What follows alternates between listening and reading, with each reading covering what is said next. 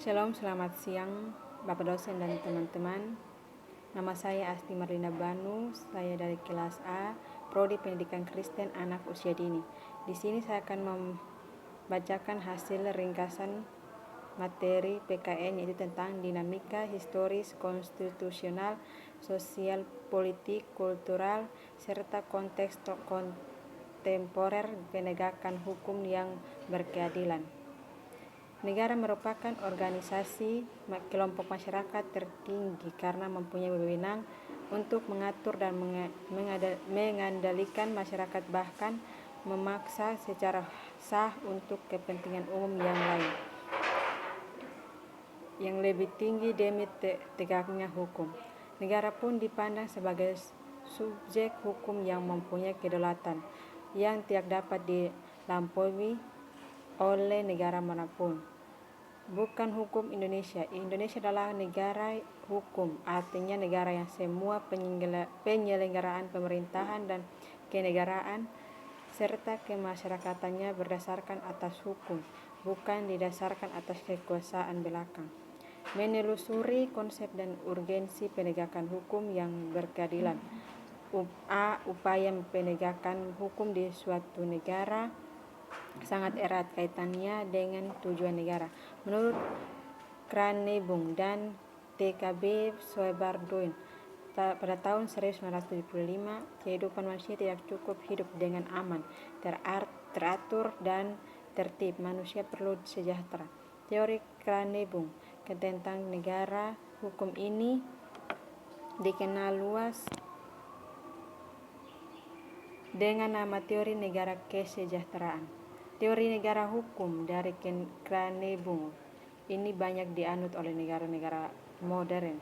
Dari bunyi alinea keempat pembukaan Undang-Undang Dasar Negara Republik Indonesia tahun 1945, ini dapat diidentifikasi bahwa tujuan negara Republik Indonesia pun memiliki indikator yang sama sebagaimana yang dinyatakan Kranebung, yakni 1. Melindungi segenap bangsa Indonesia dan seluruh tumpah darah Indonesia. 2. Memajukan kesejahteraan umum. 3. Mencerdaskan kehidupan bangsa. Dan 4. Ikut melaksanakan ketertiban dunia yang berdasarkan kemerdekaan, perdamaian abadi, dan keadilan sosial.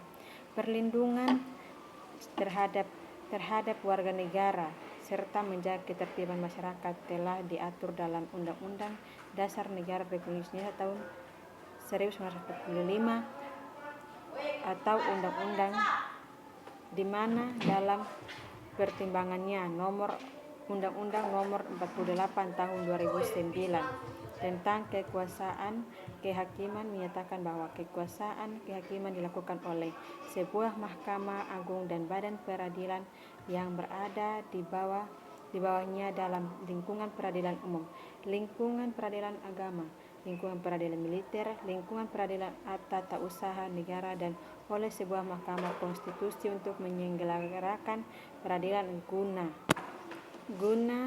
menegakkan hukum dan keadilan. Fungsi ini dilaksanakan dengan berlandaskan pada hukum dan melalui badan-badan peradilan yang didirikan sebagai tempat mencari keadilan bagi Indonesia. Dalam rangka menegakkan keadilan telah ada sejumlah peraturan perundangan yang mengatur tentang lembaga pengadilan dan badan peradilan.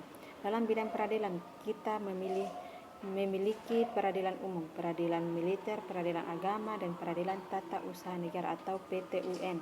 Selain itu, ada juga peradilan yang sifatnya ada di hoc, misalnya peradilan tindak pidana korupsi atau tipikor, menggali sumber histori, sosiologis, politis tentang penegakan hukum penegakan hukum berkeadilan di Indonesia. Konstitusionalis.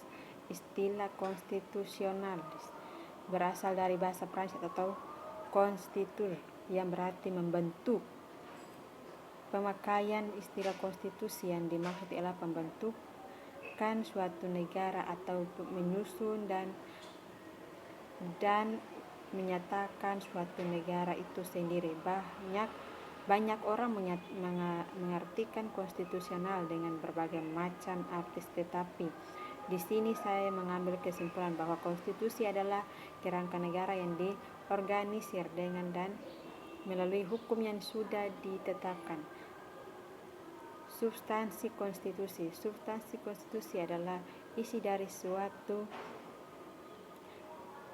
konstitusi negara yang mengenai jaminan dan hak negara dan warga negara, serta memilih mana yang penting dan mana yang harus dicantumkan dalam konstitusi agar hasilnya dapat diterima baik oleh mereka yang melaksanakan maupun pihak yang akan dilindungi.